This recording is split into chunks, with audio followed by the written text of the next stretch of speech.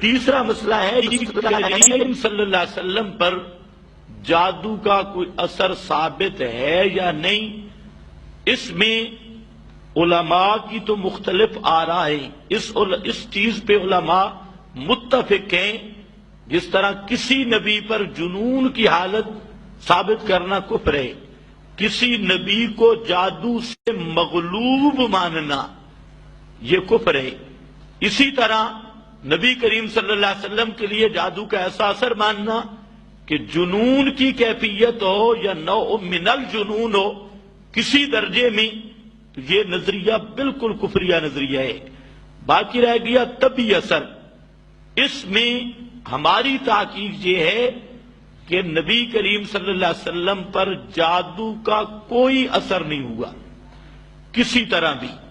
آپ پر جادو کا پھر جملہ اثر بھی نہیں. وہ جو روایت آ رہی ہے، دو چیزیں لوگ پیش کرتے ہیں. ایک معوذتین کے بارے میں کہ ان کا شان نزول یہ ہے آخری دو صورتیں، لیکن یہ بالکل اس کا راوی قلبی اور سدی ہے جو پرلے درجے کا کذاب اور بے ایمان راوی ہے. اس کی روایت سے کوئی چیز ثابت نہیں ہو سکتی. ایک روایت وہ بخاری اور مسلم کی ہشام ابن عروہ سے، تو اس کی سند پہ کلام ہے. ہشام ابن عروہ یہ راوی کیسا ہے؟ یہ آخر میں اس کا دماغی توازن بھی ٹھیک نہیں رہا تھا، اور اس کی ملاقات لقاء بھی ثابت ہے یا نہیں یہ ایک علمی بات سے. تو بعض علماء جنہوں نے اس روایت کو لیا، بلکہ ہم دیانتداری سے بات کرتے ہیں کہ اکثر علماء اس نے اس روایت کو لیا ہے، اور لے کر انہوں نے یہ بات کی کہ دنیاوی امور پر صرف فی الجملہ اثر تک انہوں نے مانا. تو اگر کوئی اس حد تک مانے تو اس پر کفر کا فتویٰ نہیں ہے. لیکن ہماری تحقیق یہ ہے کہ یہ روایت ثابت نہیں، اور نبی کریم صلی اللہ علیہ وسلم پر کسی قسم کا کوئی اثر کسی جادو کا نہیں ہوا. ہمارا اپنا نظریہ یہی ہے. تو آج کل یہ مسئلہ چڑھ گیا خطیبوں کے ہاتھ. جو مسئلہ خطیبوں کے پاس چلا جائے اس کو صحیح رندہ لگتا ہے اور صحیح رگڑا ملتا ہے. تو اب دو پارٹیاں بن گئی. ایک طرف وہ بیان اس طرح کر رہے ہیں کہ جیسے نبی کریم علیہ السلام پر جادو کا ایسا اثر ہو گیا کہ آپ کے بال جھڑ گئے، آپ نامرد ہو گئے، معاذ اللہ، یہ ہوا وہ ہو گیا، اور آپ کو بھولنے کا مرض لگ گیا، اور آپ کے دماغ پہ اثر مانتے ہیں.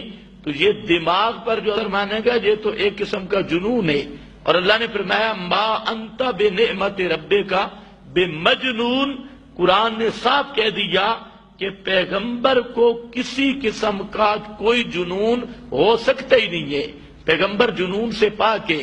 تو اب جاہل خطیب ایک طرف وہ شروع ہے کہ وہ اس طرح بیان کرتے ہیں کہ آپ کا دماغ متاثر ہو گیا، اور دوسری طرف وہ ہیں جو مطلقاً جادو کے اثر کی منکر ہے.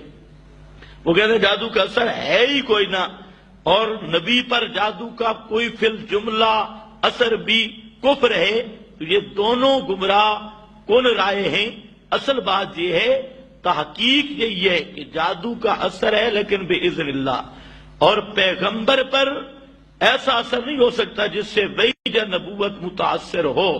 فی الجملہ اثر جس حد تک حضرت موسیٰ علیہ السلام کو وہ رسیاں لاٹھیاں دوڑتی ہوئی نظر آئیں، حالانکہ وہ ساکن تھی، بڑی تھی، تو اتنی حد تک یہ ممکن ہے. اور نبی کریم صلی اللہ علیہ وسلم حضرت محمد مصطفیٰ صلی اللہ علیہ وسلم پر کسی قسم کے کوئی جادو کا اثر صحیح سند کے ساتھ اور صحیح ثبوت کے ساتھ ثابت نہیں ہے، اور اس پر کوئی دلیل موجود نہیں. لہذا ہم جھوٹے راوی یا مختلط راوی ان کی باتیں مان کر نبی کریم صلی اللہ علیہ وسلم کی ذات کے متعلق کوئی ایسی چیز نسبت نہیں کر سکتے. آپ نے فرمایا من کذب علی متعمدا فلیتبوأ مقعدہ من النار. جس نے میری طرف جھوٹی کسی چیز کی نسبت کی، جو میری طرف منسوب کر دی، جو میں نے نہیں کہی تھی اپنی طرف سے منسوب کی، تو وہ جہنمی ہے. تو ہمارے سامنے یہ حدیث ہے، جب تک کوئی مضبوط دلیل نہ ہو اس وقت تک رسول اللہ صلی اللہ علیہ وسلم کی طرف کسی چیز کی نسبت کرنا درست نہیں ہے۔